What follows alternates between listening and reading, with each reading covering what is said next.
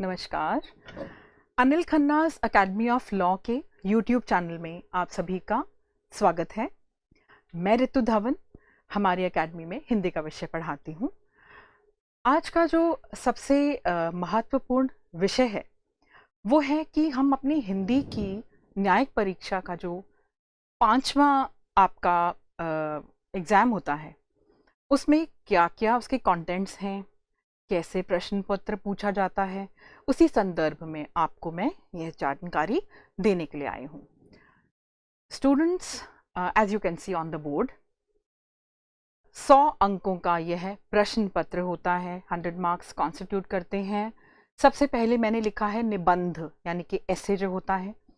निबंध 30 अंकों का होता है, जिसमें आपको लगभग 600 शब्दों के अंदर अंदर ही अपना निबंध लिखना होता है बेटे। उससे एक्सीड करोगे तो आपके मार्क्स कटेंगे, और लगभग आपको मालूम ही है कि आपको किस प्रकार की जो आंसर शीट है, उत्तर पुस्तिका दी जाती है।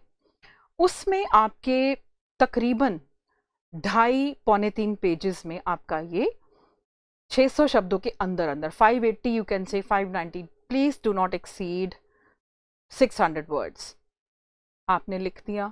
उसके पश्चात आप देख रहे हैं जो दूसरा विषय मैंने लिखा है वो है गद्यांश। गद्यांश जो है हमारा, इसको सभी सोचते हैं कि इसके कोई प्रश्न दिए होंगे। जिन्होंने पहली अटेम्प्ट देनी है ये उनके लिए बहुत ही लाभकारी है। आपको एक पैराग्राफ दिया होगा, उस पैराग्राफ को आपने प्रसंग सहित व्याख्या लिख के उसका सरलार्थ करना है।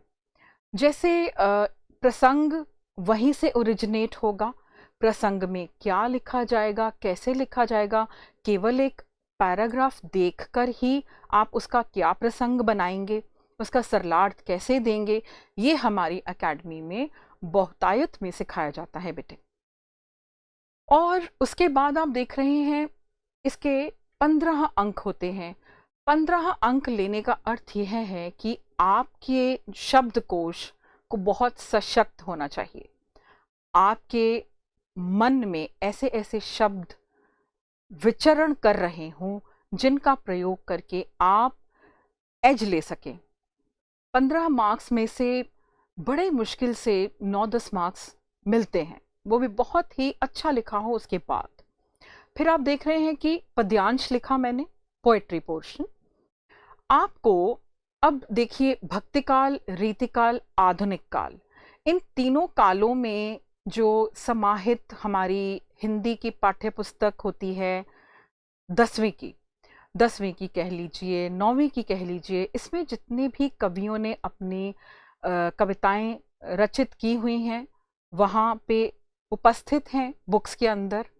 उन्हीं का पाठन करना होता है हमें, और उनकी प्रस्तुति कैसे करें जो ये हमें प्रति पैराग्राफ 7.5 अंकों में से 5 या 6 अंक मिल ही जाएं। इसके लिए भी यही मैं आपको विवरण दूंगी कि इसमें भी प्रसंग चाहिए, इसकी व्याख्या चाहिए, एक एक शब्द का जो है अर्थ पता होना चाहिए, उसके लिए पर्यायवाची शब्दों का स्मरण होना बहुत ही आवश्यक है बेटे।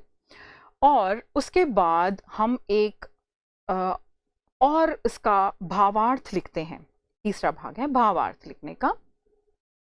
2 आपको अवतरण दिए जाते हैं। अवतरण यानी कि पैराग्राफ्स, यानी कि पंक्तियां जो होती हैं। 2 अवतरणों को 7.5 ईच अंकों में विभाजित किया गया। फिर उसके बाद आता है अनुवाद, यानी कि translation. Translation Hindi to English, English to Hindi होती है। अब इंग्लिश टू हिंदी का अनुवाद करने हेतु आपको दोनों ही भाषाओं का बहुत ही गहरा ज्ञान आवश्यक है। जितने सिनोनिम्स आपको इंग्लिश के पता होंगे उतना ही अधिक आपकी पकड़ होगी अनुवाद में। और हिंदी के विषय में ये कहूँगी कि हिंदी में भी उसी तरह से सरल शब्दों को छोड़ते हुए हम थोड़े से जटिल शब्दों की ओर यदि हम पकड़ रखेंगे तो हम उसमें उसका जो है कर पाएंगे भरण। बहुत अच्छा शब्दों का एज मिलने का पूरा चांस होता है। और फिर देखिए सबसे अंत में व्याकरण लिखा है। व्याकरण में जब आप देखेंगे नेट पे आपको एटसेट्रा या इत्यादि लिखा हुआ मिलता है। अब ये जो गिवन जो टॉपिक्स हैं, जैसे उन्होंने लिखा इडियम्स, करेक्शंस, एटसेट्रा। अब एटसेट्रा का जो अर्थ बनता है वो सारी की सारी व्याकरण की जो शीर्षक हैं उसके अंतर्गत आ जाते हैं। हम छोड़ कुछ भी नहीं सकते। और हमें जो न्यायिक परीक्षा का पेपर सेटर्स होते हैं वो ये अपेक्षा करते हैं हमसे कि आपको इतने वर्षों से व्याकरण पढ़ाई जा रही है, उसके बहुत सारे अभिन्न अंग हैं।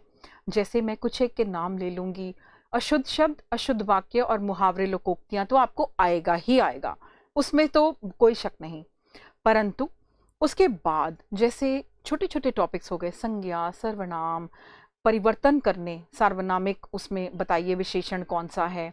फिर आपको क्रिया विशेषण जो विकारी एवं अविकारी शब्द हैं, और उनमें हम देखते हैं वाक्यांशों के लिए एक शब्द हैं, अभी मैं कह के चुकी हूँ पर्यायवाची शब्द हैं, विलोमार्थक शब्द हैं, एवं बहुत सारा वर्गीकरण जो वाक्यों में है, जैसे संयुक्त, सरल एवं मिश्र होता है। वाक्य के अंग क्या हैं, विस्मयादि बोधक, निपात हो गया। ऐसे कई व्याकरण के अंग हैं जो हमें पढ़ लेने चाहिए, क्योंकि हम उनको कभी क्वेश्चन नहीं कर सकेंगे कि आपने यह क्यों दिया। बिकॉज उन्होंने लिखा है कि मैट्रिकुलेशन यानी कि आपके 10वीं तक का जितना भी कार्य है वो आपको पूछा जा सकता है।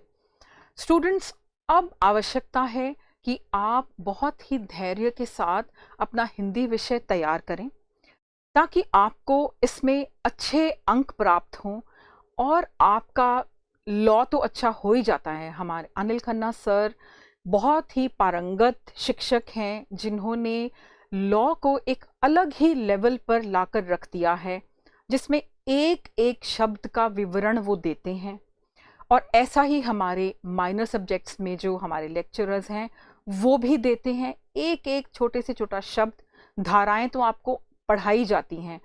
पूरा 1 वर्ष से अधिक समय हम लेते हैं हमारे एकेडमी में एक ग्रुप ऑफ स्टूडेंट्स को पढ़ाने के लिए। इसी तरह से हमारे जो अंग्रेज़ी, हिंदी एवं पंजाबी के विषय हमारी एकेडमी में पढ़ाए जाते हैं। तो स्टूडेंट्स, आपको ये समझ आ रहा होगा कि ये जो आवंटन है अंकों का, ये किस प्रकार दिया गया है और किस प्रकार आपकी अपनी तैयारी होनी चाहिए। इसी आशा के साथ कि आप लोग आने वाले समय में जो आने वाला हरियाणा राज्य का न्यायिक परीक्षा का आपका एग्ज़ाम है उससे भली भांति परिचित होने के लिए आप संपर्क करेंगे हमारी एकेडमी में। मेरा निजी जो है फ़ोन नंबर वो दिया गया है। यदि आपके मन में कोई भी संशय है किसी भी बात को लेकर तो आप मुझे कॉल कर सकते हैं, नंबर आप देख चुके हैं।